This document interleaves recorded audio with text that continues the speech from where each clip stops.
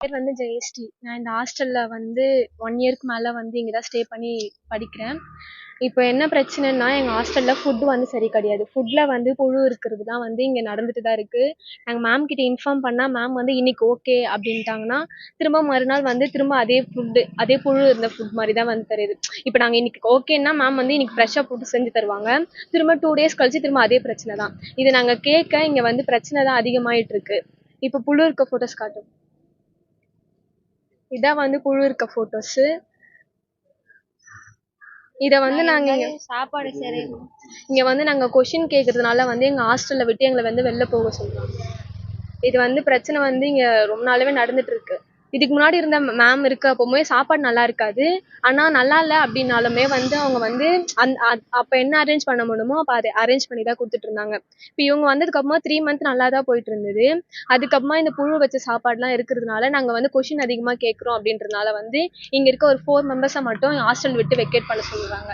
நாங்க எங்க போறது அப்படின்னு சொல்லிட்டு நாங்க கேட்டா, நீங்க எங்க வேணா போய்க்கோங்க, ஆனா நீங்க இங்க இருக்க கூடாது அப்படின்னு சொல்லிட்டு எங்களை ரொம்ப இன்சல்ட் பண்ற மாதிரி கேக்குறாங்க. இங்க இங்க பண்ற பிரச்சனைனால வந்து எங்களால ஒழுங்காவே படிக்கவும் முடியல, எதுலயுமே எங்களால வந்து இது பண்ண முடியல. ரொம்ப மன உளைச்சலுக்கு ஆளாக்குற மாதிரி தான் இங்க எல்லாமே நடந்துட்டு இருக்கு. இங்க வராங்க எல்லாம். இப்போ இந்த பிரச்சனை வந்து பெருசாகிறதுனால வந்து எல்லா ஆபீசர்ஸுமே வராங்க. வந்து யாருமே வந்து இதுதானா பிரச்சனை அப்படின்னு சொல்லிட்டு எங்களை யாருமே என்கொயரி பண்றதே கிடையாது. வராங்க, என்ன பிரச்சனையோ அதை மட்டும் கேட்டுட்டு எங்ககிட்ட எதுவும் கேட்க மாட்டாங்க. மேம் என்ன சொல்றாங்களோ அதை கேட்டுட்டு எங்ககிட்ட வந்து ஒரு 4 கத்து கத்திட்டு அதுக்கப்புறமா அவங்க கிளம்பிடுவாங்க. சார் நாங்க சொல்லணும் அப்படின்னா வந்து நீங்க என்கிட்டயே வாய்ஸ் ரேஸ் பண்றீங்களா அப்படின்னு சொல்லிட்டு உங்களை என்ன பண்றேன் அப்படின்ற மாதிரி எங்களை மிரட்டிட்டு போறாங்க. இந்த பிரச்சனை நடக்கிறதுனால நாங்க வீட்டுக்கும் ஃபோன் பண்ணி வந்து எங்களை வந்து தப்பா போர்ட்ரேட் பண்றாங்க. எப்படின்னா வந்து உங்க பொண்ணு நடத்த சரியில்லை அப்படின்ற மாதிரி எங்களை வந்து தப்பா வந்து எங்களை போர்ட்ரேட் பண்ணி எங்க பேரண்ட்ஸையும் வந்து மிரட்டுற மாதிரி தான் பண்ணிட்டு இருக்காங்க. வேற என்ன பேசுறீங்களா? நான் வந்து இங்க பிஜி படிக்கிறேன். நான் வந்து யூஜி இங்க தான் படிச்சேன்.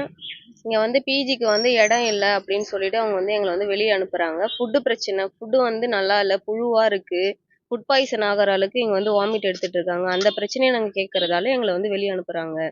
அதே மாதிரி எங்க வீட்டுக்கு ஃபோன் பண்ணி நாங்க வந்து ஃபுட்டு சரியில்லைன்னு நாங்க சொன்னோம்னா எங்க வீட்டுக்கு ஃபோன் பண்ணி எங்களை வந்து 2 டேஸா ஹாஸ்டல்ல இருக்க மாட்றாங்க, நீ அந்த பையனோட பேசுற இந்த பையனோட பேசுறேன்னு எங்களை வந்து தப்பா வந்து போர்ட்ரேட் பண்றாங்க வார்டன். இதை வந்து நீங்க தான் வந்து தட்டி கேட்கணும். எங்களால வந்து படிக்க முடியல, ரொம்ப மன உளைச்சலா இருக்கு. கம்ப்ளைண்ட் கொடுத்தோம். நாங்க வந்து ஏடிடபிள்யூ ஆஃபீஸர்கிட்ட கொடுத்தோம், தாசில்தார் கிட்ட கொடுத்தோம். யாருமே வந்து எங்களுக்கு ரெஸ்பான்ஸ் பண்ண மாட்டாங்க. சிஎம் கிட்டயே பெட்டிஷன்ஸ் போட்டோம். ஆனா பெட்டிஷன்ஸ் எப்படி க்ளோஸ் பண்ணாங்கன்னு எங்களுக்கு தெரியல.